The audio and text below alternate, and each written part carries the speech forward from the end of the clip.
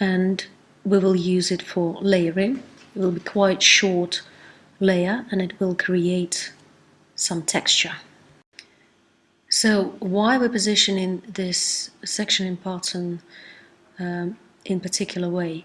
You can see here the section moving towards the recession area. So the narrowest point is based on the recession area. And the reason why we do it that way is because the recession area have less density of the hair. So it's always better to keep any disconnections slightly narrower in that area. So here on the back of the shape, we decided to keep the elongated hairline. So it will be quite soft textured hairline, slightly covering the neck.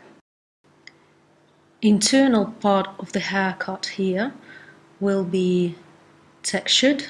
We will create some movement and texture on internal shape, and we will flatten it down as well with the layering technique. Left side of the haircut will be the longest, and it will have triangular geometry, so we will create movement towards the face. Now here on the left side of the shape, on internal part of the shape, you can see square disconnection. We will create some flat layers here as well.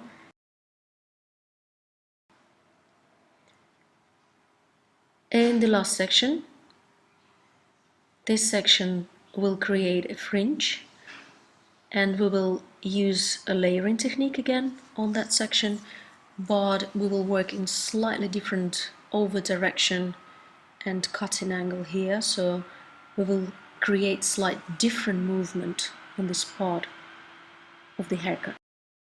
So if fringe will be worn on the left side, we have to create over direction to the opposite side, as shown.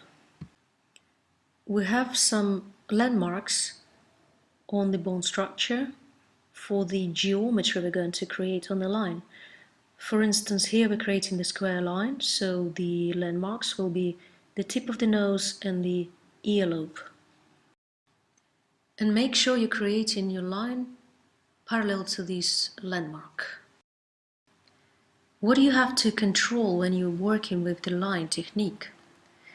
First of all, make sure your body position is opposite to the line you're creating, to the geometry you're creating. Here we're creating square geometry, so you have to stand right opposite the shoulder of the client. Make sure you're using no elevation, as elevation will create graduation on the line.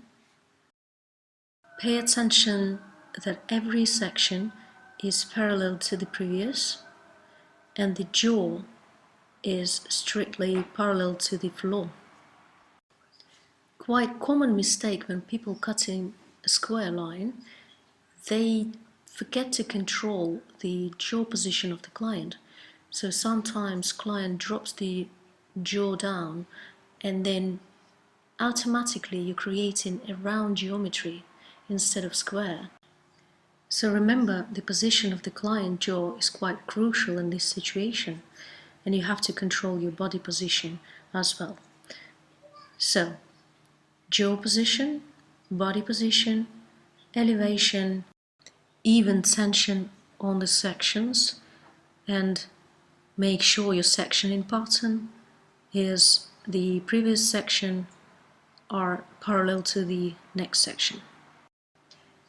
Make sure you're controlling your scissors and comb. It have to be parallel to each other. Make sure you're moving slowly down to the cutting line, positioning your comb parallel to the cutting line, your scissors are parallel to the comb, and then you cut your line. What else is important to control when you're cutting the line? You have to control how you comb in the hair. The hair have to be combed onto the position where they will be worn. so make sure you're not over directing the hair. When you're creating any shape or choosing any technique, you have to think about hair texture.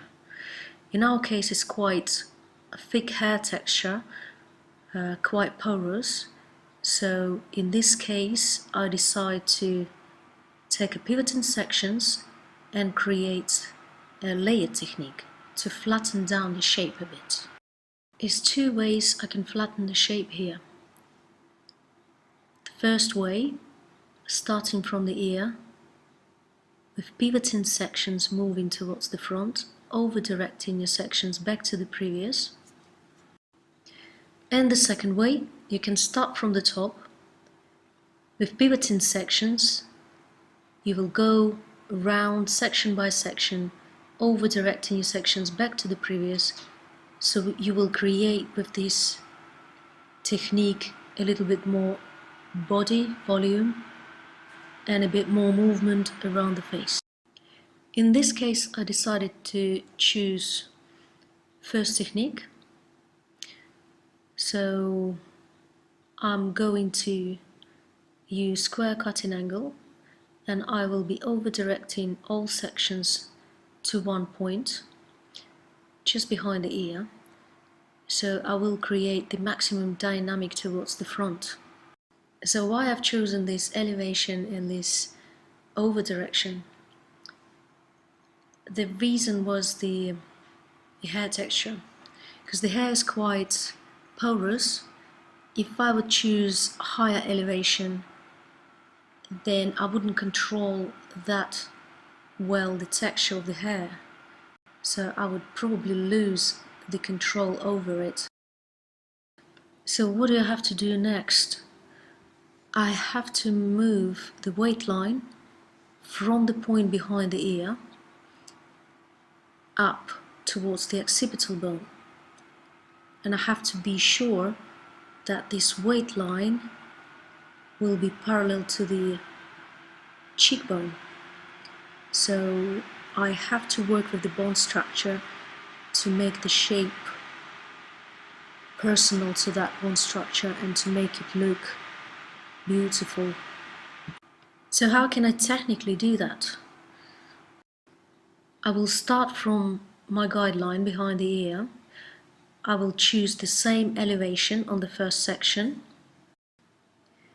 We'll use pivoting sections, over direct my next section back to the previous, and I will be starting using rounded cutting angle to create a little bit more volume and body in the internal shape. And with the amount of over direction, I will be creating the geometry within the shape. So I will be controlling the weight distribution by over direction. You have to constantly controlling the weight distribution. If you will not control it on every section, you will lose the geometry you want to create. Make sure after every section you're combing the hair down and you're controlling the weight. It's also very important not to flatten the hair down when you're combing it to control the weight. Otherwise you will not see the weight distribution. Just comb the hair gently down